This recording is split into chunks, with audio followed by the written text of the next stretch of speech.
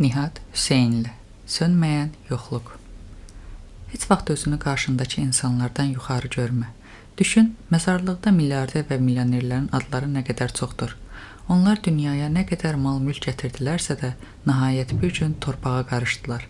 Var dövlət bir rüzgar kimi gəlir və keçir. Amma hörmət, qayğı və mərhəmət qalır. Onlar zamanla silinməz. Mərhəməti olmayan insan bəlkə də bədənində bir canlı olsa da ruhunda ölüdür. Nihat Hüseynli. Küçədə yanan tək-tük fənərlər gecənin sakitliyini pozurdu. Köhnə bir evin içində isə kədər və sevinci bir-birini qarışdıran bir an yaşanırdı. Yaman həyat yoldaşının ağrı içində sıxılmış əllərinə baxırdı. Otaq dar idi, divarlardan rütubətin iyisi gəlirdi. Amma indi bu evdə tək bir şey vacib idi. Doğulacaq körpə. Qadının fəryadı gecəni kəsib keçdi. Sonra birdən-birə bir körpənin ağlama səsi gəldi. Oğlunuz oldu. Həkim yorğun amma təbəssümlə dedi. Yaman gözlərinə inanmadı. Bu onun oğlu idi. O əyilib körpənin titrəyən, isti bədəninə baxdı. Balaca Viktor sanki dünyaya gəlişindən narazı imiş kimi kiçik yumruqlarını sıxaraq ağlayırdı. Amma Yamanın içində fırtına qopurdu. Həyat yoldaşı halsız halda güclə gülümsəyirdi. Ona layiq həyat verə biləcəkdimi? Oğlunun aclıq çəkməsinə şahid olacaqdımı? Hər gün çörək almaq üçün qəpik-qəpik pul yığırdı. Borc içində boğulurdu. Artıq qapı döyüləndə qorxmağa başlamışdı. Ya ev sahibi kirayə pulu istərdi, ya da borc verdiyi adamlar təhdid edirdi. Həyat yoldaşının gözlərindəki yorğunluğu, sönən ümidləri görmək onu içdən-içə yeyirdi. Bir axşam Viktorun anası beşiyin yanında oturub asta-asta laylay oxuyurdu. O səsi titrəyərək oxuyurdu. Gözlərində yaşlar vardı. Yamanın ürəyi sıxıldı. Bu qadın, bu uşaq bundan daha yaxşı həyata layiq deyillərmi? O gecə Yaman pəncərənin qarşısında oturub düşünürdü. Həyat bu qədər çətin olmamalı idi. Sabah necə olacaq? Bir həftə sonra nə baş verəcək? Qarşıda gələcək yox idi. Elə o anda telefon çaldı. Səsini güclə tanıdığı bir dostu idi. İllər əvvəl Almaniyaya köçmüş, orada iş tapmışdı. Burada sənə iş var. Yaman, sənə ehtiyacımız var. Yaman bir anlıq nəfəsini saxladı. Almaniya, onun üçün yad bir yer. Amma bəlkə də son ümid idi. O otağa keçdi. Həyat yoldaşı Viktorun kiçik əllərini tutub ona baxırdı. Gözlərində yuxusuzluq, amma içində bir ana sevgisi vardı. Sabah Berlinə gedirik. Yaman sakitcə dedi. Qadın bir söz demədi. Sadəcə başını tərbətdi. Çünki bilirdi ki, başqa yol qalmayıb. Soyuq külək sifətinə vururdu. Berlinin küçələri ona yad idi. Küçələrdə alman dilində danışan insanların səsi başını gicəlləndirirdi. O burada heç kim idi. Təkcə ailəsini dolandırmaq üçün hər şey edəcək bir ata idi. Birinci günlərdə qaldıqları otaq qaranlıq, soyuq və nəmişli idi. Yaman hər səhər gün doğmamış çıxır, qaranlıq düşəndə qayıdırdı. Bəzən elə yorğun olurdu ki, Viktorun böyüdüyünü belə görmürdü. Bir gecə qışın sərt soyuğunda evə qaydanda həyat yoldaşını göz yaşları içində tapdı. Yemək yoxdur Yaman, uşaq acdır. Yaman nə deyəcəyini bilmədi. Bunu necə izah edə bilərdi? Həyat bu qədər qəddar olmalı idimi? O stulda oturdu, başını əllərinin arasına aldı. Bütün bu əziyyətlər nə idi? Nə vaxtsa bitəcəkdimi? Ayrılıq və səssizlik. Ancaq zamanla hər şey dəyişdi. O dostunun köməyi ilə daha yaxşı iş tapdı. Ailə daha geniş bir evə köçdü. Viktor böyüyürdü. 17 il keçdi. Bir gün o universitetə daxil oldu. Ancaq Viktorun həyatını dəyişdirəcək olan yalnız təhsil deyildi. Alya ilə tanışlığı onun hekayəsi yenidən başlayacaqdı. Viktor Alya ilə tanışlıqdan sonra həyatında bir şeylərin dəyişəcəyini hiss etməyə başladı. O anlar yalnız bir təsadüf kimi başlamamışdı. Hər anın özündə bir məqsəd vardı. Bir gün Alya ilə qarşılaşacağı həmin məkan şəhərin kənarında kiçik bir kafe idi. Səhər vaxt insanlar az idi. Sükunət və hava bir yüngüllük hissi verirdi. Viktor və Alya bir-birlərini ilk dəfə orada gördülər. Onlar bir neçə dəqiqə gözləri ilə danışdılar. Hər biri digəri haqqında nəsə hiss edirdi. Alya gülümsəyərək Viktorun qarşısında əyləşdi. Söhbətləri çox sadə başladı. Hava insanların həyat tərzləri, amma aralarındakı boşluq getdikcə kiçildi. Viktor Alyanın hər sözünü diqqətlə dinləyir, sanki içində bir sir axtarırdı. O sir Alyanın gözlərində gizlənirdi. Bu yer çox sakitdir, deyə Viktor bir neçə dəqiqə sonra dedi. Burada hər şey daha anlamlı görünür. Alya gülümsərək cavab verdi. Bəlkə də insan ürəyi burada rahatlaşır. Kafedə oturub bir neçə kəlmə danışmaq belə gözəldir. Sonra hər ikisi durdu və kafedən çıxmağa qərar verdilər. Gəzib şəhər küçələrində bir-birlərinə yaxınlaşa-yaxınlaşa hər addımda daha çox birləşdilər. Alya Viktorun yanında gəzərkən bütün dünyanı unudub yalnız onunla olmaq istədiyini hiss edirdi.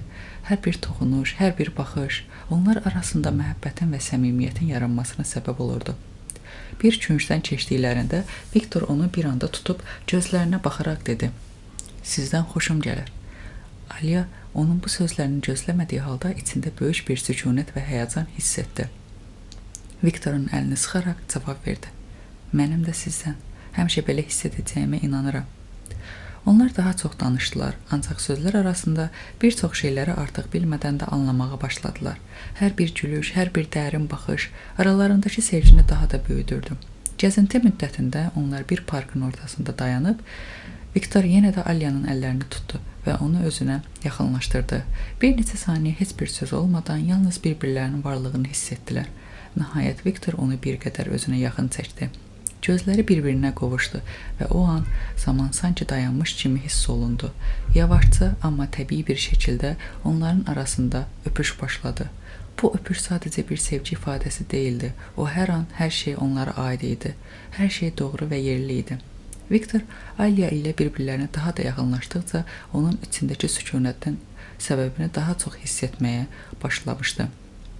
Alya bəzən Viktorun suallarına cavab verməkdən qaçır, keçmişindən danışmağa heç vaxt cəsarət etmirdi. Viktor onun gözlərindəki boşluğu və bəzən içindəki ağrını görürdü, amma bir şeyin əski olduğunu hiss edirdi. Bir gün Viktor Alya ilə gəzərkən onun sükutunu pozmağa cəhd etdi. "Alya, sənə bir şey soruşmaq istəyirəm. Mənimlə ailə haqqında danışmağa hazırsan?" Alya dərindən nəfəs aldı və dərhal başını aşağı saldı. "Viktor, bu haqda danışmaq çox çətindir." O gözlərini qaçıraraq əllərini bir-birinə keçirib bir anlıq susdu.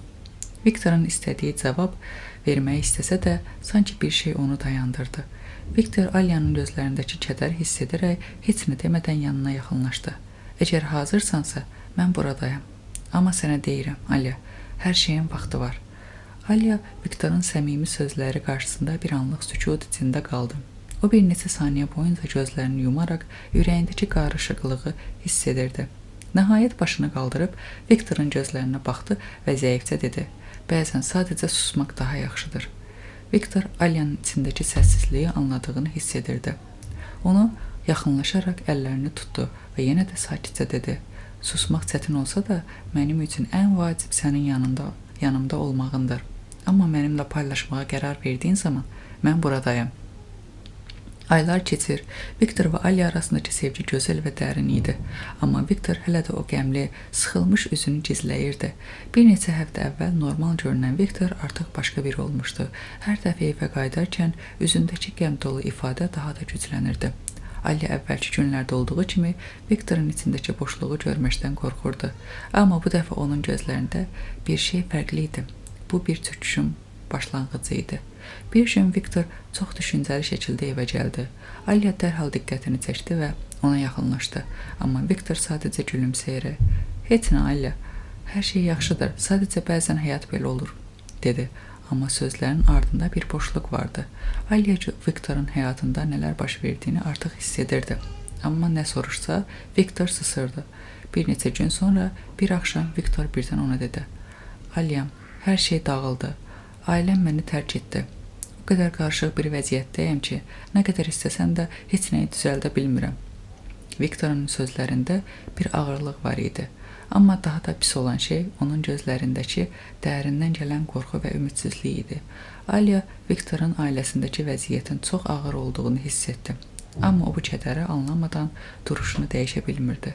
Viktorun atasının alkoqolizmi, anasının uzun müddət xəstə olması, bacısının qəribə davranışları hər birinin ayrı-ayrılıqda mənəvi və maddi sarsıntılara səbəb olmuşdu. Lakin daha çox dərd hər birinin içindəki boşluq idi. "Mənim ailəm məni buraxdı, Alya. Atam artıq məni qəbul etmir. Anam özünü itirdi. Bacım da bir başqadır. Bütün həyatım alt-üst oldu və mən buna tab gətirə bilmirəm. Alya sustu. Viktorun bu izahı onu tamamən qırmışdı. Həyatlarında necə böyük bir dram yaşandığını artıq dərindən hiss edirdi. Viktorun ailəsi onun daxilindəki faciə ilə bərabər Alyanın həyatına da təsir edirdi. Viktor bir müddət daha səssiz qaldı. Sonra isə acı-acı gülümsəyərək dedi. Bəzən insan öz ailəsini düzəldə bilmir. Yalnız suda boğulub nəfəs ala bilir. Alya Viktorun yanında oturdu, amma artıq bir söz deyə bilmirdi. Viktorun içindəki kədər onlara möhkəm bir zəncirdən daha çox təsir edirdi. Heç biri qarşısındakı faciəni qıra bilmirdi. Hər şey daha da ağırlaşırdı. Viktorla keçirdiyi o sarsıdıcı söhbətdən sonra Alya içində ağır bir hiss ilə qalırdı. Günlər keçdi, amma o Viktorla heç bir əlaqə qura bilmədi. Telefon zənglərini açmırdı, mesajlarına cavab vermirdi. 2 gün boyunca Alya heç bir xəbər ala bilmədi. Bu onu daha da narahat edirdi. Hər an Viktorun başına nələrin gəldiyini düşünür, ancaq içindəki qorxu ilə üzləşmədən çəkinirdi. Gecə yatağında gözlərini yummağa çalışarkən ürəyindəki narahatlıqla böyüdü. Viktorun o kədərli, susqun gözləri hələ də gözlərindən silinmirdi. Hər şeyin nə qədər tərsinə getdiyini hiss edirdi, amma nə baş verdiyini bilməkdən qorxurdu. Sabahın 1-ci saatlarında Alya Viktorun evinə getməyə qərar verdi. O içindəki narahatlığı yığaraq yola çıxdı. Nəhayət Viktorla danışacağı və ona necə kömək edəcəyini öyrənəcəyi günü gözləyirdi. Amma Viktorun niyə ortadan yox olduğunu, onu niyə tək buraxdığını anlaya bilmək üçün vaxtı yox idi. Həm də hər keçən an ürəyindəki boşluq daha da böyüyürdü. Alya Viktorun evinə çatanda qapını açan onun atası oldu. Əvvəlcə şübhəli bir şəkildə ona baxdı və soruşdu. Sən kimsən? Alya bir anlıq donub qaldı. Hər şeyin nə qədər qəliz olduğunu hiss etdi. Sevgi sözlərini demək çətindir, amma bir anlıq qərar verdi və dedi. Mən onun dostuyam, sadəcə narahat oldum. Viktorun atası bir anlıq çaşaraq özünü dəyişdi. Gözlərindən qəzəb aydın hiss olunurdu. O mənim oğlum deyil, dedi və qapını qırışqıraraq üzünə çırpdı. Alya şokdan sonra yavaşca yerdən qalxıb addım atmağa başladı. Ürəyində yaranan sarsıntılarla qapıdan uzaqlaşırdı, amma birdən bir səs gəldi. Viktorun anası qapını açmışdı. Alya hələ də qorxu içində idi, amma ananın üzündəki kədər onu dayandırdı. Nəyə görə soruşursan? Dedi Viktorun anası. Alya bir anlıq düşünərək ürəyindəki acını yığmağa çalışdı və dedi. Sadəcə narahat oldum. Onun necə olduğunu bilmək istədim. Viktorun anası bir qədər səssizcə, amma ümidsiz bir şəkildə dedi. Onun bir dostu var, adı Ardadır. Yalnız o bilir harda olduğunu, amma mənimlə əlaqə saxlamır. Onun harada olduğunu heç kim bilmir. Ancaq sən onunla əlaqə saxlayıb bəlkə taparsan. Alya Arda haqqında eşidəndə bir anlıq ürkərək düşündü. Arda onu tanıyırdı. O da Viktorun vəziyyətindən xəbərdar ola bilərdi. O an qərar verdi və tez bir şəkildə Ardanın yanına getdi. Arda üzündə narahatlıq ilə ona baxdı və dedi. O heç birimizə cavab vermir. Amma o bəzən tək qalanda özünə bir yer seçir. Mən də oraya getdim, amma tapmadım. Bəlkə hələ də oradadır. Alya yavaşca yerində durdu və Ardadan Viktorun getdiyi yerin ünvanını aldı. O, ünvanı başına salaraq yola çıxdı. Bir müddət sonra həmin yerə gəldi və qapını döydü. İçəridən Viktorun şok olmuş baxışları ilə qarşılaşdı. Viktor, Alyanı görəndə sanki dünya başına uçdu. Heç bir söz demədən divara baxdı. Gözlərindəki qarışıqlıq və acı hər şeyi izah edirdi. Alya yanına yaxınlaşıb sakitcə yanına oturdu. Onların arasında bir müddət heç bir söz deyilmədi. Yalnız hər ikisi də içindəki dərdi dərk edirdi. Alya Viktorun susqunluğuna dözə bilməyərək dedi. Viktor, xahiş edirəm, belə etmə. Atan və anan hələ də həyatdadır. Onların qiymətini bil. Hər şeyin sonu deyil. Viktor yavaşca başını qaldırıb ona baxdı və gözlərindəki kədərdən biraz da çox qəzəb gördü. Sən bunu anlamırsan, Alya. Mənim ailəm məni tərk etdi. Mən nəinki onlardan, bəlkə bütün həyatdan məhrum oldum. Mənim üçün heç nə qalmadı. Bu dünya mənim üçün yığılan bir toz kimidir. Alya Viktorun kədərini hiss edərək gözlərini yumdu və dedi. Amma sən sağsan, Viktor. Hələ şansın var. İstədiyin zaman hər şey dəyişməsi mümkündür. Viktor üzündəki kədəri daha da gücləndirərək başını əydi. Həmin anda Alya başını onun çiyninə yasladı. Onların arasında sevgi və acı iç-içə keçirdi. Bu yalnız onların həyatında deyil, bütün dünyada eşidilən bir boşluq idi. Amma bu boşluğu dolduğunda bəlkə hər şey də dəyişərdi. Viktor Alyanın qarşısında tamamilə susmuş, onun gözlərindəki kədər sanki bir okean kimi dərindi və heç nə bu acını yüngülləşdirə bilmirdi. Sözlər nə qədər deyilsə də, Viktor özünü təcrid edilmiş hiss edirdi. Bu boşluğun içində itmiş, Alya onu müşahidə edərkən ürəyində bir ağrı eşitdi. Bu ağrı Viktorun kədərindən daha da dərin idi. Ona hiss etdiyi hər acı daha da artırdı. Alya Viktorun yanına daha da yaxınlaşdı. O, Viktorun acısını yalnız hiss etmək deyil, həm də bu dərdi anlamaq istəyirdi. Yavaşca başını biraz aşağı əydi və ona sükutla heç nə demədən baxdı. Viktor bir neçə saniyə sonra ağrılı bir təbəssüm etdi.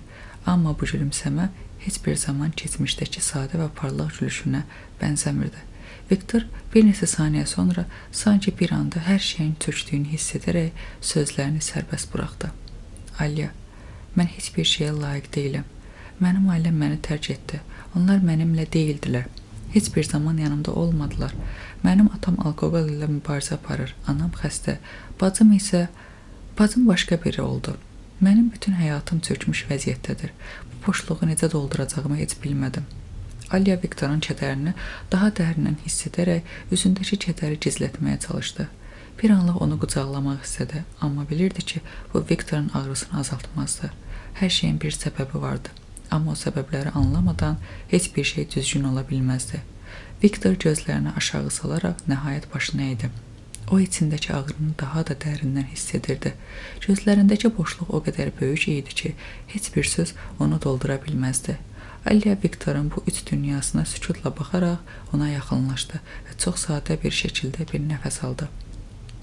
Sən hələ həyatdasan, Viktor. Onlar getdi, amma sən qalmağa davam edirsən. Ailən həyatdadır və sən onların qəlbində yaşamağa davam edəcəksən. Sən onların gözlərində olan sevgini unutma, amma onların içkisi də səni böyütdüyünü unutma. Viktor dərindən bir nəfəs aldı, gözlərini yavaşca qaldırdı. İçindəki acı bu sözlərdən sonra biraz da dərinləşdi. Onun üzündəki ifadə dəyişməyib, amma bir anlıq sanki hər şey bir yerdə dayanmışdı. O, Alyaya baxdı və yenə də heç bir söz deyə bilmədi. Əslində artıq heç nə demək istəmirdi. Nə qədər dözsəm də heç bir şey düzəlmir, Viktor dedi. Titrək bir səsi ilə, hər şey bitdi, onlar getdi və mən yalnız qaldım. Həyatın heç bir mənası qalmadı. Mən hələ də nəyi düzəldə biləcəyimi bilmirəm. Alya Viktorun səsini eşitdikdə içindəki kədər daha dərindən hiss etdi. Gözlərindən axan yaşlar artıq heç bir şeyin dəyişmədiyini göstərirdi. Bu dünyada, bu həyatda bəzən heç nəyə görə geri qaytarmaq mümkün olmurdu. Alya Viktorun yanına oturdu. Bir anlıq sustu, amma sonra içindəki acını paylaşmaq istəyərək ona daha da yaxınlaşdı. Bəlkə sən heç bir şeyin başında durmaq istəmirsən, amma sənə bir şey deməliyim. Həyat bəzən ağır olsa da, biz hələ buradayıq. Sən bu dünyada tək deyilsən, Viktor. Mən sənə inanıram. Bu kədəri aşmağın üçün sənə kömək edəcəyim. Viktor gözlərindəki acı ilə ona baxdı.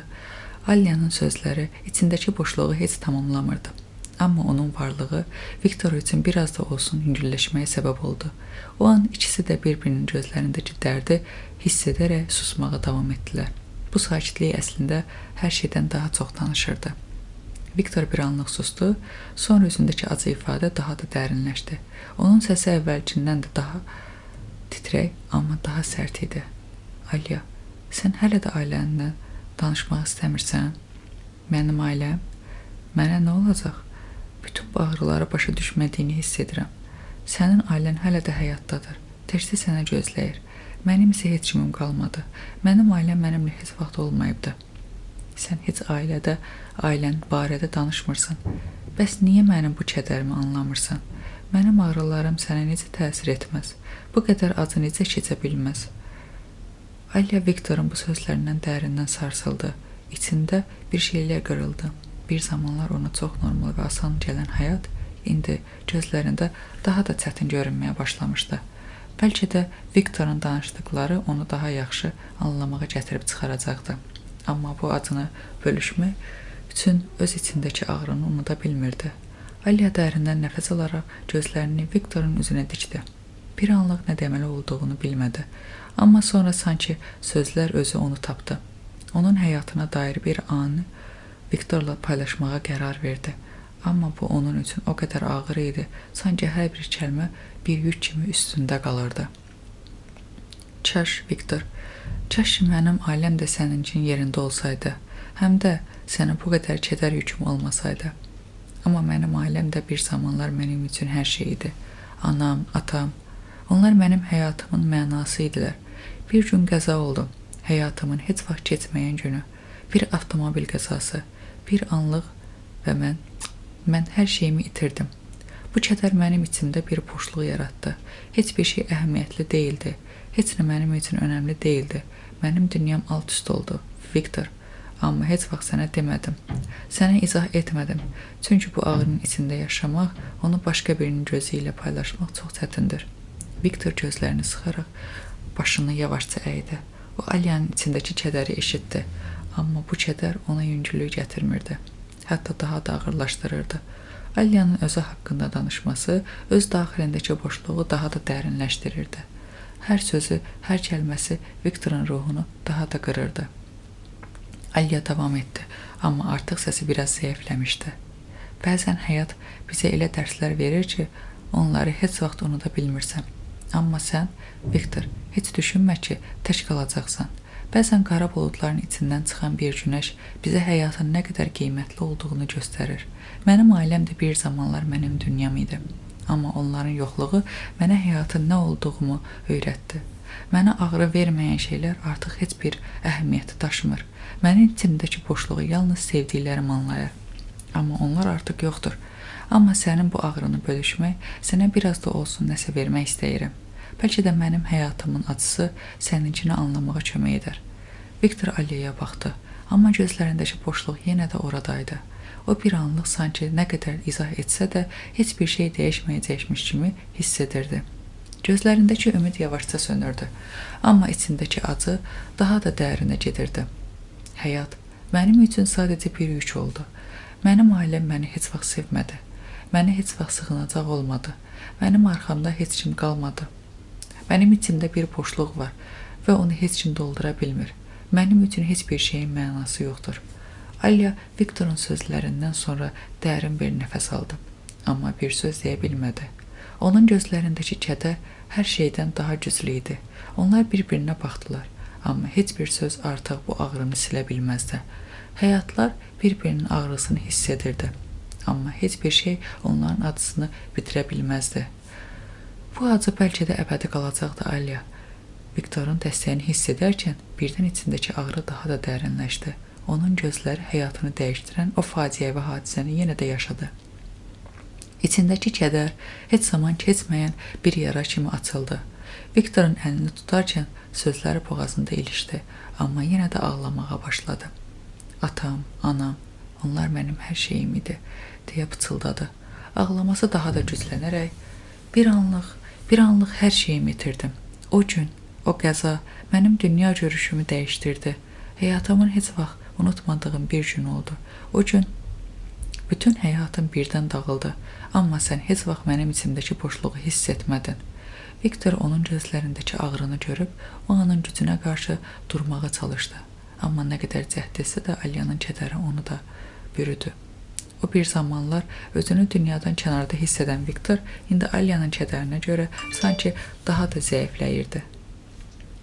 Sən tək deyilsən, dedi Viktor. Özündəki qırıq hissləri bir tərəfə qoyaraq, mən buradayam. Bu ağrını birlikdə daşıya bilərik. Alya bir neçə saniyə Viktorun sözlərini düşünərək onun əlini daha da sıx tutdu. Gözlərindəki yaşlar sadəcə keçmişin acılarını deyil, həm də bir zamanlar heç düşünmədiyi bir bağın yaranmasını simvollaşdırırdı. Viktorun dedikləri onu biraz da olsa rahatlatdı, amma hələ də içindəki boşluğu tam olaraq hiss edirdi. Amma heç vaxt sənin adını tam anlamadım, Viktor. Amma indi səninlə olmağım, hər şeyin biraz daha yüngül olmasın səbəb olur. Səninlə bu kədəri paylaşmaq, hər şeyin ağır gəldiyi zamanlarda biraz da olsa ümid verir. Bir neçə saat ərzində onlar bir-birlərinin içindəki acıları daha dərin anlamağa çalışdılar. Sözlər bəzən sakitcə, bəzən isə boğulmuş bir səslə davam etdi. Amma zaman keçdikcə hava qaralmağa başladı. Gecənin sükunətində onların arasındakı sözlər yavaş-yavaş azalmağa, yerini ağır bir səssizliyə buraxmağa başladı. Gecənin qaranlığı tək bir işıq nöqtəsi kimi Viktorun həyatını bürüyən bütün soyuqluğu və kədəri daha da aydın göstərirdi. Viktor bir anlıq dərindən nəfəs alıb gözlərini döndərdi. O, içindəki kədəri biraz da dərinləşdirərək bir neçə dəqiqə sustu. İçindəki bütün yük Alyanın yanında olanda biraz daha yüngülləşsə də evə qayıtmaq lazım idi. Amma o heç cür evə qayıtmaq istəmirdi. Çünki o ev artıq onun üçün bir təhlükə, bir zülm olmuşdu. Mənim evimə qayıtmaq, artıq orada mənə yer yoxdur, dedi Viktor sözlərini tutaraq. Atam, anam, heç bir mənimlə olmaq istəmir. Onlar məni evdən qovdular. Mən artıq orada mənalı bir varlıq deyiləm. Mənim qalacaq yerim yoxdur, Alya. Alya Viktorun bu sözlərini eşidəndə içində bir sıxıntı hiss etdi. Bu qədər acı, bu qədər yalnızlıq onu sarsıtmışdı. Viktorun gözlərindəki boşluğu daha da dərindən hiss etdi. O bir anlıq bədənindəki bütün gücü birləşdirərək Viktorun yanında olmaq istədi. Amma bunun nə qədər ağır olduğunu da bilirdi. Alya bütün bu kədəri, Viktorun dərin boşluğunu anlamağa çalışırdı. Bir neçə saniyə keçdi. Alya biraz da tərs, amma ürəkdən gələn bir qərarla Viktorun üzünə baxaraq ağrılı bir səssizliyi pozdu. Yox, Viktor, sən tək qalmayacaqsan, deyə sərt və qərarlı bir səs tonu ilə dedi. Evdə qalmaq istəyirsənsə, mənimlə qal. Mənim evimdə sənin üçün yer var. Heç olmasa bu gecə, biraz da olsa kimsəsiz qalma. Viktor Alyanın sözlərini diqqətlə qulaq asdı. Onun təklifini qəbul etmək, içindəki qüruru, onun ağır yükünü bir qədər daha düşürərdi. Amma onun üçün hələ də bir həsrət vardı. O heç vaxt kimsədən belə bir təklif almadığını düşündü. Gözlərindəki acı bir anlıq dəyişdi. Amma yenə də üzündəki boşluq qalırdı. Alya, sən bunu etməməlisən, dedi. Viktor hər kəlməni bir qədər də yavaş danışaraq, bunu səni heç kim deyə bilməzdi. Amma mənim həyatım bir çoxlarına görə yalnız bir yükdür. Mənim yerim yoxdur. Amma sənə belə bir yük olmaq. Alya Viktorun sözlərini kəsərək qətiyyətlə. Bəzən həyat bizə elə yük verər ki, onları bölüşməli olarıq. Mənim üçün sən bir yük deyilsən. Mənimlə qal, Viktor. Bu gecə tək olmayacağıq, dedi. Amma bu sözləri deyərkən onun özündə də bir qorxu, bir ağrı vardı. Buna baxmayaraq, o bu anı yaşamaq istəyirdi.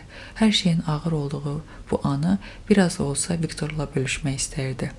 Viktor Alyanın ona olan bu təklifini və mərhəmətini bir neçə saniyə daha düşündü. O bir tərəfdən öz qürurunu itirməkdən qorxur, digər tərəfdən isə Alyanın ona təklif etdiyi dostluq və dəstək ona başqa bir yerdən, başqa bir ümiddən gəldiyini hiss edirdi. Nəhayət bir anlıq özünü çox itirilmiş hiss etsə də, içində biraz olsa rahatlıq tapdı. Yaxşı, Alya, mən səninlə gələcəm, dedi Viktor.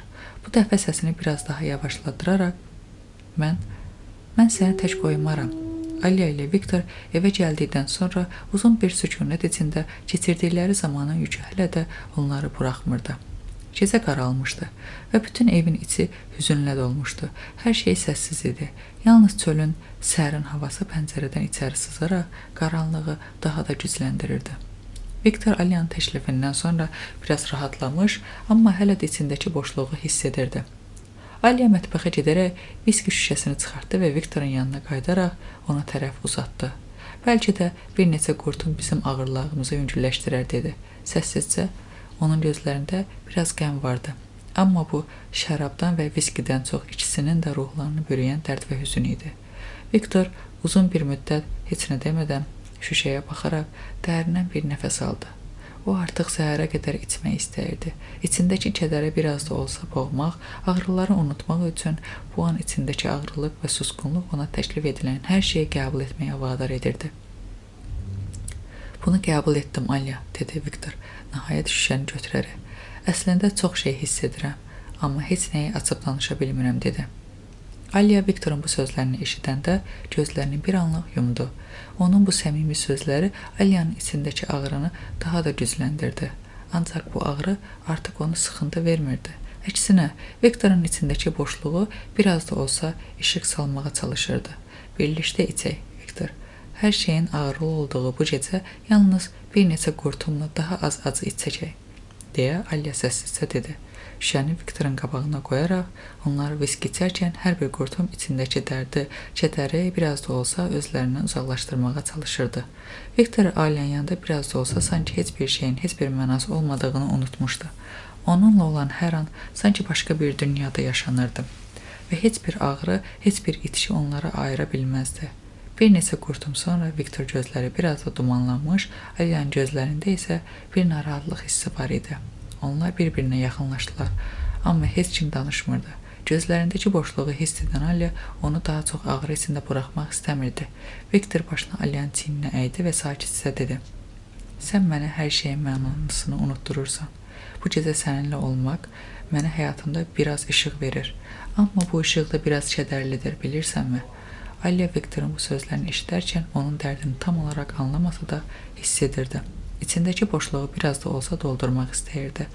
Amma heç bir şeyin bu adını tamamilə bitirməyəcəyini bilirdi. Viktor Alyanın dediklərini dinləyərkən başını aşağı saldı. O içindəki acının və hüzünlü düşüncələrin sanki bir-birinə qarışdığına inanırdı. Amma bu gecə bu an Alya ilə bir yerdə olmaq ona başqa bir ümid verirdi. İçkinin təsiri ilə onlar daha çox yaxınlaşdılar. Alya Viktorun əlini tutaraq başını onun sinəsinə qoydu. Gözləri yumulu, sanki bu gecə özünü biraz da olsa unudur. Viktorun nəfəsini hiss edirdi. Bir müddət sonra onlar bir yerdə uzanıb yuxuya getdilər. Gecə onların arasında sakit bir sükunətə büründü. O an dünyada heç bir şey onları ayıra bilməzdi. Gecə bitmişdi, amma onların arasında yaranan bağ daha da güclənmişdi. Alya Viktorun hərəkətini hiss edəndə yavaşca gözlərini açdı. Viktor onun gözlərinə baxaraq əllərini onun üzünə qoydu. Bir qədər sakitləşdi. İçindəki boşluqlar artıq onun yanında olan Alya ilə bir qədər də olsa dolmuşdu. Amma hələ də bu anın sirri ilə başa çıxa bilmirdi. Viktor onun üzünə yavaşca tutaraq Alyanı oyatdı. Onun hərəkətləri daha diqqətli, daha sevgi dolu idi. Alya bir neçə saniyə sükutda qalaraq Viktorun gözlərindəki dərinliyi hiss etdi. O Viktorun baxışlarında bir şeylər tapmaq istəsə də, bəzən bu sadəcə bir boşluğa bənzəyirdi. Alya Viktorun əlindən tutaraq yavaşca gülümsədi. "Nə baş verir, Viktor?" deyə soruşdu. Onun səsi az da olsa titrəyirdi, amma içindəki əminlik və sevgini hiss etmək olurdu. "Bəzən hər şey qarışıqlıq içində olur, Alya. Amma sən mənim yanımda olanda, həmin anda hər şeyin mənası biraz daha aydın olur." Viktor başını aşağı salıb gözlərini dərin bir düşüncəyə dalaraq dedi. "İçimdəki boşluğu səninlə doldurmaq istəyirəm, amma bəzən sənin kimi biri belə içindəki dərdləri yox edə bilmir. Hər şeyin bir yeri var, amma bu boşluq heç bir zaman dolmayacaq." Alya Viktorun qucağında bir müddət sakitcə qaldı. Sözlər lazım deyildi, çünki hər şeyin cavabı sadəcə bir anın içində idi. Sanki zaman durmuşdu. Dünya onlar üçün biraz daha yavaşlamışdı. Yavaşca Viktorun üzünə baxdı və bir dəfə daha pıçıldadı. "Sən heç vaxt tək olmayacaqsan, Viktor." Viktor Alyanın bu sadə sözündəki dərinliyi hiss edərək biraz daha sıx tutdu onu. Heç bir şeyin, heç bir acının onları ayıra bilməyəcəyini düşündü. Bu an onların həyatında yeni bir başlanğıcın simvolu olacaqdı. Viktor və Alya mətbəxə keçdilər. Hər ikisi yemək hazırlamaq üçün böyük həvəs və enerji ilə başladılar. Viktor bir qədər əllərini qarışdıraraq, "Səncə bu işdə mənim bacarığım varmı?" deyə zarafat etdi. Alya gülümsəyərək ona baxdı. "Bəlkə sənə kömək edərəm, amma o zaman mətbəxə girəndə hər şeyin yerini dəyişdirmək məcburiyyətindəyim," dedi. Viktor bir qədər duruxub, sonra ciddi bir şəkildə, "Məncə sən nə edirsən? Mənim üçün fərq etməz. Birlikdə olsaq yaxşı nəticə alarıq," dedi səmimi bir təbəssümlə. "Viktor, bu nədir? Sən heç bişirməyə bilmirsən," deyə Alya gülərək təbəssüm etdi. Viktor isə ona baxaraq, "Biraz ciddiyyətlə yanaş, Alya. Hamısını düzəldəcəm," deyə cavab verdi. Amma gözlərindəki zarafatı heç kim itirmədi. Nəhayət yemək hazır oldu və onlar masaya oturdu. Təmkinli şəkildə yeməkləri yeyərkən Viktor bir müddət əvvəl keçirdikləri sükutdan sonra Alyaya baxdı və "Bəzən mənə elə gəlir ki, bir şeylər hələ də əlimdən qaçır. Bu qədər qarışıqlıq, həyat bəzən o qədər mürəkkəb olur ki, biz sadəcə cəhd etməliyik. Amma bəzən heç nə istədiyimiz kimi olmur," dedi. Alya onu diqqətlə dinləyərək, "Amma Viktor, sən yalnız deyilsən, mən buradayım, bunu unutmamalısan," dedi. Viktorun əllərini sıxaraq, Yeməkdən sonra onlar divanda oturub televizora baxmağa başladılar. Film zamanla başlarını sarmışdı, amma Aliyanın içindəki narahatlıq onu düşündürməyə vadar etdi. Bir anda televizoru söndürdü və Viktorla üz-üzə gəldi. Bəs Viktor, ata-ana ilə barışacaqsan? Deyə bir qədər narahat halda soruşdu. Viktor bir qədər çaşqınlıq içində cavab vermədi. İçindəki boşluqdan və kədərdən nə danışacağını bilmirdi. Aliya bir müddət səssizcə ona baxdı. Sonra daha da dərindən, sən hər zaman onlarla barışmağı düşünməlisən. Viktor, çünki içindəki o boşluq heç vaxt olmayacaq. Amma barışmaq bu bir başlanğıc olacaq. Viktorun gözləri qapalı idi. Amma hər bir sözü dərin düşüncələr içində cavab verməyi istəyirdi. Ancaq heç bir söz, heç bir cümlə içindəki acını izah etməyə bəs etmirdi. Aliya davam etdi. Səsinə həssaslıq qataraq, sən nə qədər yaxşı insan olsan da ailənlə münasibətlərin tərsinə gedirsə, o zaman onları itirmək qorxusu da yaşayacaqsan. Amma sənin daxilindəki bu boşluğu heç kim və heç nə aradan qaldıra bilməz. Yalnız sən özün, dedi. Viktorun əllərini tutaraq. Viktor bir anlıq gözlərini yumub, dərindən bir nəfəs aldı. Sonra bir neçə anlıq sakitlik oldu. Amma Aliya hələ də ona baxaraq gözlərindəki kədəri hiss edirdi. Viktor cavab verməyə başladı. Bəzən elə hiss edirəm ki, nə edim, nə danışım. Heç kim məni anlamaz. Onlar məni nə vaxtdan bəri görmədilər ki, artıq mən də onların dünya anlayışını dərk etmirəm. Aliya Viktorun üzündəki həsrəti və kədəri gördü və onu qucaqlayaraq, amma sən hər zaman mənimlə olacaqsan, Viktor. Mən sənə inanıram, dedi. Bir qədər narahat olsa da onu tək buraxmağın qərarını verdi. Aliya və Viktor ən son bir qərar vermək üçün qapını açaraq Viktorun evinə getdilər. Viktor əvvəlcə tərəddüd etdi, amma Aliya ona hər zaman yanındakı güvən hiss etdirərək ona inandırdı. Viktorun atası qapını açanda, onu görəndə heç nə demədən geri çəkildi. Ancaq Viktorun varlığı o qədim və tanış soyuqluğu biraz da artırmışdı. Viktor içəri keçərək, ata, mən buradayam, dedi. Amma bu dəfə səsi kədərli və itmişdi. O hər şeyi söyləməyə çalışdı. Amma atasının cavabı sadəcə başını aşağı salıb o sözlərini davam etmək oldu. Viktor onu başa sala bilmirdi. Viktorun atası heç vaxt başa düşmədi ki, oğlu içindəki boşluğu doldurmaq istəyirdi. Sadəcə, uşaqsan, heç nə bilməzsən, deyərək onu daha da yıxdı. Aliya Viktorun yanında olaraq hər şeyin daha da soyuqlaşmasını hiss etdi. Ancaq ona olan sevgisi heç vaxt bitməyəcəyini bildi. Viktor atası ilə mübahisə edirdi. Otağın havası ağır idi. Sərxoşluğun qoxusu, qəzəbin soyuqluğu, sözlərin zəhəri, atasının səsi içki və yorğunluqdan qalınlaşmışdı. Mənim başımı xarab eləmə. Sən hara yoxa çıxmışdın, hə? Viktor əlini yumruq kimi sıxdı, amma səsini qaldırmadı. Otağın küncündə dayanmış Aliya gözücü baxdı. O sakit dayanmışdı. Sanki hər şeyə şahidlik edirdi, amma müdaxilə etmirdi. Heç hara yoxa çıxmamışdım. Viktor boğuq səslə dedi. Yalan danışma. Atasının səsi divarlara çırpıldı. Mən səni axtarırdım. Ev it kimi səssiz idi. Viktor gözlərini yumdu. İçində fəryad qopurdu. Amma cavab vermək üçün ağzını açanda atası birdən-birə duruxdu. Baxışları Viktorun yanında dayanmış Aliyaya toxundu. Əvvəlcə diqqətsiz, sonra isə tam fərqli bir ifadə ilə sanki indi görürdü. Bu qız kimdir? Sual otağın ortasında düşən bıçaq kimi idi. Bir anlıq sükut çöktü. Aliya baxışlarını Viktorun üzünə dikdi. Gözlərində nə qorxu vardı, nə tərəddüd. Amma Viktorun ürəyi sıxıldı. Bu evdə heç kəsin olmamasını öyrəşmişdi. İndi isə kimsə var idi. Atası bir addım irəli atdı, üz-gözündə qəzəb qarışıq çaşqınlıq oynayırdı. Viktor astaca dedi. Kimdir, dedim. Viktora astaca dedi. Kimdir, dedim. O səsinin tonunu qaldırdı. Viktor dərindən nəfəs aldı. Çiyinlərinə yüklənmiş illərin ağırlığını bir anda almaq istəyirdi. Atası sərxoş gözlərinə baxdı və səssizcə dedi. O gecənin ortasında məni tapan insandır, ata. Atası qaşlarını çatdı. Bir şey başa düşmədiyi aydın idi. Amma Viktor daha da irəli getdi. O səni heç vaxt görməyən gözlərimin ilk şahididir. Sən içkinin içində itib batanda mənim varlığımı xatırladan tək nəfəsdir. Mənə ədəbiyyat dərsi keçmə, deyə boğuq səslə mırıldandı. Mən sadəcə bilmək istəyirəm ki, bu qız kimdir? Viktorun dodaqları titrədi, amma o gülümsəmədi. Gözlərini atasından ayırmadan cavab verdi. O mənim itirmədiyim tək şeydir. Atası bir anlıq diksindi. Viktorun bu qədər qəti danışacağını gözləmirdi. İçkinin təsiri ilə başını yedilədi. Sanki eşitdiyi sözlər beynində yerinə oturmuşdu. Nə dedin? Deyə boğuq səslə soruşdu. Viktor nəfəsini içinə çəkdi. Sonra yavaş, amma titrəməyən bir səslə təkrarladı. O yad deyil, ata. Bu evdə yad olan mənəm. Atasının sifəti dartıldı, gözləri qızardı, amma içində bir şeylər də qırıldı sanki. Viktor bunu hiss etdi. Bəlkə də ilk dəfə idi ki, atası onun sözlərini eşidirdi. Otağın küncündə dayanan Alya isə hələ də sakit idi. Lakin içində fırtınalar qopurdu.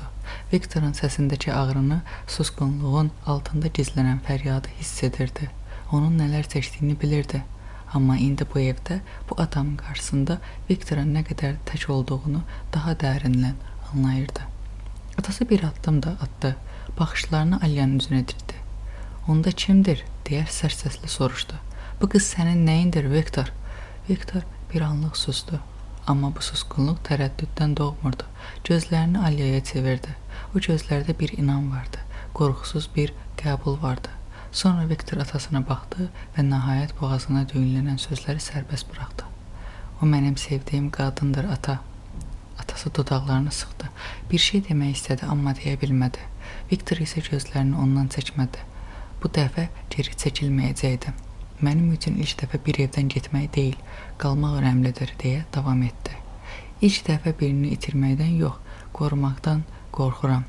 Atası sərxoş baxışlarını aşağı saldı. Bu dəfə Viktorun gözlərinə baxmağa cəsarət edə bilmədi. Çünki illərdir içində gizlətdiyi bir həqiqətlə qarşılaşmışdı. Oğlunun artıq qaçmadığını, qalmaq üçün səbəbinin olduğunu anlamışdı. Otağın içindəki hava ağır idi, amma bu dəfə başqa cür. Bu dəfə bir şeylər dəyişirdi. Gecə ağır idi, yorğun idi. Atası nəhayət yorğun bədənini divanına sərdi. Sərxoşluğun ağırlığı göz qapaqlarını bastı. Səsi zəifləyirdi. Boğazından çıxan sözlər artıq gücsüz idi. Bir neçə dəqiqə sonra nəfəsinin dərinliyindən hiss olunurdu ki, yuxuya gedib. Viktor ayaq üstə donub qalmışdı. Yorğun idi, amma içində fırtına qopurdu. Atasının səsi hələ də qulaqlarında səslənirdi. İllərin içində yığılıb qalan qırıntılar beynində səpələnirdi. Yaxşısan, deyə pıçıltı ilə soruşdu Alya. Viktor ona tərəf döndü, başını tərpətdi. Amma bir şey dəqiq idi, o ilk dəfə idi ki, atasına bu qədər yaxın dayanırdı. İlk dəfə idi ki, onu tərk edib getmirdi. Səhər açıldıqda evin havası dəyişmişdi. Günəş pəncərədən sızırdı. Qaranlığın ağır yükü artıq keçmişin içində itib batırdı. Atası yavaş-yavaş gözlərini açdı. Başını əlləri arasına aldı. Sərxoşluğun son izləri bədənində idi. Amma yaddaşı yavaş-yavaş aydınlaşırdı. Divanda oturdu. Dərindən nəfəs aldı. Bir neçə saniyə heç nə demədi. Sonra başını qaldırıb Viktorun onu baxdığını gördü. Sən hələ buradasan? Getmək istəmirəm. Dünən çox içmişdin, deyə mırıldandı. Viktor gözlərini atasından çəkmədi. Sən həmişə içirsən, ata. Dünən sadəcə ilk dəfə danışmağa cəhd etdin. Mən? Atası dərindən nəfəs aldı. Mən sənin atanam, Viktor, amma heç vaxt bunun nə demək olduğunu başa düşməmişəm. Viktorun boğazı düyünləndi. Bu cümlə, bu etiraf bəlkə də illərdir gözlədiyi bir şey idi, amma içində bir sual vardı. Bəs indi nə olacaq? Atası başını qaldırdı. Viktorun gözlərinə baxdı. Mən dəyişə bilərəmmi? Deyə boğuq səslə soruşdu. Viktor cavab vermədi, çünki cavabı bilmirdi. Alya kənardan onları izləyirdi. Viktorun gözlərindəki qaranlıq artıq tamamilə yox olmamışdı, amma biraz olsa işıq süzülürdü. Alya ürəyində bir rahatlıq hiss etdi. Viktorun özü ilə apardığı o ağır yük biraz da olsa yüngülləşmişdi. Bəlkə də sevgi məhz bu idi. Bütün qaranlıqlara baxmayaraq birinin işığa aparmaq. Viktor atası ilə danışıb barsa da içində bir boşluq vardı. O atasını bağışlamağa çalışırdı. Amma keçmişin yaraları birdən-birə sağalmırdı. Bütün bu illərin ağırlığı, qəzəbi, susqunluğu hələ də içində idi. Lakin ilk dəfə idi ki, bir şeylər dəyişirdi. Bəlkə də tam sağalmaq üçün zaman lazım idi. Atası susurdu. Gözlərində qəribə bir yorğunluq vardı. Sanki illərdir gizlətdiyi bir yükü Viktorun qarşısında açıb tökmək istəyirdi. Amma haradan başlayacağını bilmirdi. Oğlunun baxışlarında nə nifrət, nə də tam qəbul var idi. Sadəcə həqiqət vardı. Bəlkə də çox gecdir, deyə atası səsi titrədi. Viktor dodaqlarını sıxdı. Sonra başını yelləyib sakitcə dedi. Mən hələ də buradayam, ata. Bu sözlər içindəki hər şeyi ifadə etmirdi. Amma bir addım idi. Alya kənarda dayanıb bu anın şahidi olurdu. Viktorun səsini eşidəndə ürəyində bir istilik hiss etdi. İrəli addımladı. Viktorun yanında durdu. Sən bunu bacaracaqsan, dedi yavaşca. Viktor ona baxdı. Alyanın gözlərində tərəddüd yox idi. O həqiqətən inanırdı və ailən üçün də. Alya əlavə etdi. Viktor nəfəsini dərin aldı. O atasını bağışlamağa hazır idimi? Amma bir şey dəqiq idi. O artıq tək deyildi. Günlər keçdi. Viktor atası ilə daha çox danışmağa başladı. Əvvəlcə bu söhbətlər ağır idi, amma zamanla daha asanlaşdı. O içindəki uşaqlıq xatirələrini xatırlayırdı. Hələ atasını içkiyə qurşanmadığı vaxtları onda hər şey fərqli idi. Bir gün Viktor atasına baxıb sakitcə dedi. Ana və bacımla danışmaq istəyirəm. Atası gözlərini ona dikdi. Bir anlıq nə deyəcəyini bilmədi. Onlarla barışmaq istəyirsən? Viktor başını aşağı saldı. Barışmaqdan daha çox o dərindən nəfəs aldı. Yenidən başlamaq istəyirəm. Yaxşı oğlum. Alya isə kənardan durur, gülümsədi. Bəzən insanın ehtiyac olan tək şey bir addım atmaq idi. Qalanı isə zamanla düzəlirdi. Viktor anasının otağından çıxanda sinəsində qəribə bir ağırlıq hiss edirdi. Anası ilə danışmaq, onun baxışlarındakı yorğunluğu görmək ona bir tərəfdən rahatlıq, digər tərəfdən isə daha çox ağrı vermişdi. O barışıq sözləri eşitməmişdi, amma qucaqlaşma yetərli idi. Anasının əlləri titrəyirdi, səsi illərin həsrətini daşırdı, amma Viktor bilirdi, bəzən sözlər artıq olurdu. Dərin bir nəfəs alıb evin darısı qal dəhlizində irəlilədi. Qapıya doğru irəliləyib, onu açdığı anda orada dayanmışdı bacısı. O divara söykənmiş, qollarını sinəsində çarpazlamışdı. Viktorun addımları dayandı, nəfəsi dərinləşdi. Aralarındakı məsafə az idi, amma o qədər uzaq idilər ki, əyləncəli səhnə idi. Bacısı yavaşca dilləndi. Səsindəki laqeydlik tanış idi. Atanı bağışladın, ananı qucaqladın. Mənim üçün də nəsə saxlamısan? Sən niyə buradasan? Bu evdə böyümüşəm, yadındadır. Bəlkə də bura mənim də evimdir. Amma sən heç vaxt bura aid olmadığını deyirdin. İnsan bəzən aid olmadığı yerlərə qayıtmaq istəyir. Sən nədən qaçırsan? Viktor astaca soruşdu. Mən qaçmıram. Viktor, mən sənin kimi deyiləm. Mən necə? Həyatla savaşan, hər şeyi düzəltməyə çalışan, insanları xilas etməyə istəyən. Sən yorulmursan? Viktor dərindən nəfəs aldı. Bəlkə də yorulmuşam, amma yenə də buradayım. Bacısı başını yellədi. Mən sənin kimi deyiləm, Viktor. Mən dəyişmək istəmirəm. Yoxsa dəyişməkdən qorxursan? Hər şey çoxdan qırılıb. Viktor ona bir neçə saniyə baxdı. Nə qədər yaxın olsalar da, əslində bir-birlərinə toxuna bilmirdilər. Aralarındakı bağ çoxdan sına-sına qırılmışdı. O heç nə demədən qapıdan çıxdı. Bacısı arxasınca baxdı. İlk dəfə idi ki, Viktor arxaya dönüb ona baxmadı. Viktor yavaşca qapını arxasında bağlayıb gedərkən Alya artıq evin qarşısında durmuşdu. O Viktorun necə içindəki ağırlıq gətdiyini, amma nəyə bahasına olursa olsun bir də geri dönməyəcəyini hiss edirdi. Gözlərindəki qəribə bir boşluq onu sükutla izləyirdi. Bu anda nə deməli idi, nə hiss etməli idi? Viktor ona heç nə demədi, amma bu qədər böyük bir ağrının içində daşıdığını o da hiss edirdi. Getmə, Elena'nın soyuq səsi havada asılı qaldı. Alya bir anlıq donub qaldı. Elena, Viktorun bacısı arxasınca getməməsini istəyirdi, amma Alya artıq qərar vermişdi. Onun səsi bu sözləri heç də onu dayandırmağa yetmirdi. Viktor getdi, arxasınca isə heç kəs qalmazdı. Alya bir neçə saniyə dayandı, amma Elena'nın gözlərindəki soyuluq ona hər şeyi anlattı. Gözlərində qaranlıq vardı, amma yalnız o buna görə bilərdi. Alya heç nə demədi. Sadəcə addımlarını sürətləndirdi. Onun gözü Viktorun arxasında idi. İçindəki hər şey bu an onun arxasında idi. Bacısının sözləri onu dayandırmağa çalışan hər şey keçib gedəcəkdi. Elena'nın səsi daha da gücləndi. Bilmirsən Alya, o heç vaxt dəyişməyəcək. Hər şeyin tərsinə getməsini istəyir. Sən də buna inanırsan? Mən heç nəyi dəyişə bilmərəm, Elena. Amma bəzən insan sadəcə ürəyini dinləyərək irəliləməlidir. Viktor artıq uzaqlaşmışdı. Alya son dəfə ona baxıb başını aşağı saldı. Helena'nın sözləri ona heç təsir etmədi. Amma ürəyində Viktorun qayğısına qalmaq, onu tərk etməmək möhkəm bir qərar idi. Alya tələsmədən yavaşca irəliləyərək Viktorun ardınca getdi. Bu yol çox çətin olsa da, bir çox sükutun içində bir səs yüksəlirdi. Ona görə Viktor hələ də hər şeyə layiq idi. Arxadan gələn ayaq səsləri onu ayıltdı. Viktor, bu Alya idi. O tələsik nəfəs alaraq Viktorun arxasınca çatdı. Viktor dayanmadan yoluna davam etdi. Ged evə Alya, mən səni belə buraxa bilmərəm. Alyanın səsi titrədi. Mən nə vaxt səndən bunu istədim Alya? Mən bunu sənə görə yox, özümə görə edirəm Viktor. Viktor başını yana çevirdi. Onda sən də səhv edirsən. Səhv olan nədir Viktor? Sənin bu vəziyyətdə tək qalmağını istəməməyim, sənin mənə bu qədər uzaq olmağını qəbul etməməyim.